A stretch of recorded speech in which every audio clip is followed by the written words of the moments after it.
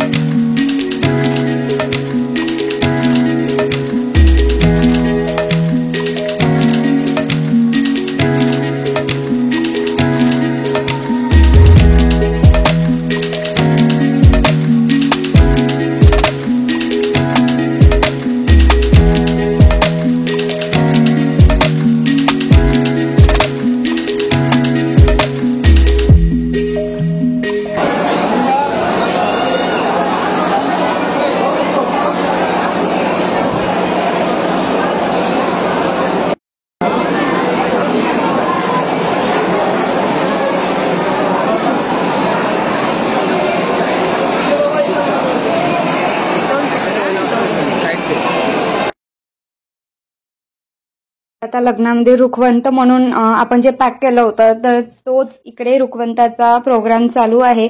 आणि लग्नामध्ये खूप काही असं वाटतं की दिवसभर फक्त लग्नच होते, पण त्यामध्ये हे छोटे छोटे रीतिरिवाज आहे तर ते खूप छान वाटतात. सगळेजणी मिळून छान वगैरे ते कार्यक्रम करतात.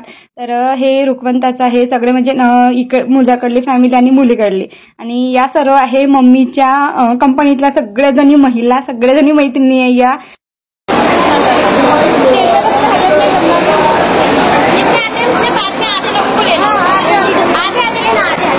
आणि त्या म्हणत होत्या की म्हणजे संगीताताईच्या मोठ्या मुलीशी भेटायचंय म्हणून मावशीने मला इकडे आणलं आणि भेट करून दिली होती, आणि त्या पण खरंच खूप खुश झाल्या मला भेटून.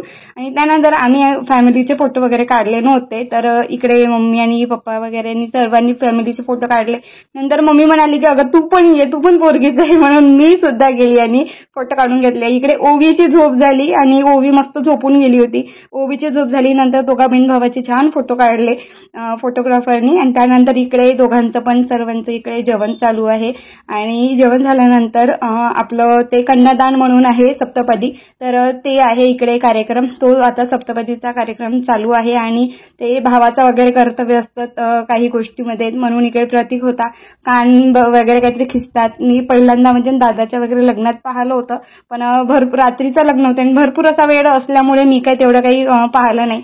आणि आता हे प्रगतीचं लग्न म्हणजे फर्स्ट टाइम पूर्ण सप्तपदीचा कार्यक्रम पाहत आहे. तर खूप छान पद्धतीने हा पण सुद्धा कार्यक्रम पार पडला.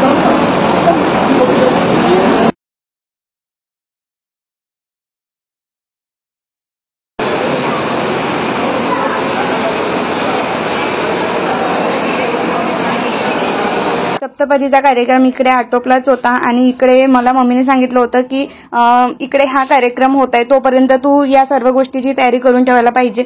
आणि तेच इकडे मी कामाला लागली होती, कारण तांबूळ लावायचं होतं. तांबूळाला ते पानं वगैरे, कळसाचं पाणी ते वगैरे मी इकडे काढून ठेवलं. आणि त्यानंतर ते टोपलीमध्ये गहू वगैरे टाकून ठेवले होते, जे की म्हणजे जेव्हा आपली नवरी जेव्हा बाहेर निघतात तर ते टोपली वगैरे, दिवा, कणकीचा सगळं मी तयार करून ठेवलं होतं. आणि इकडे आता आम्ही तांबूळ लावत आहे.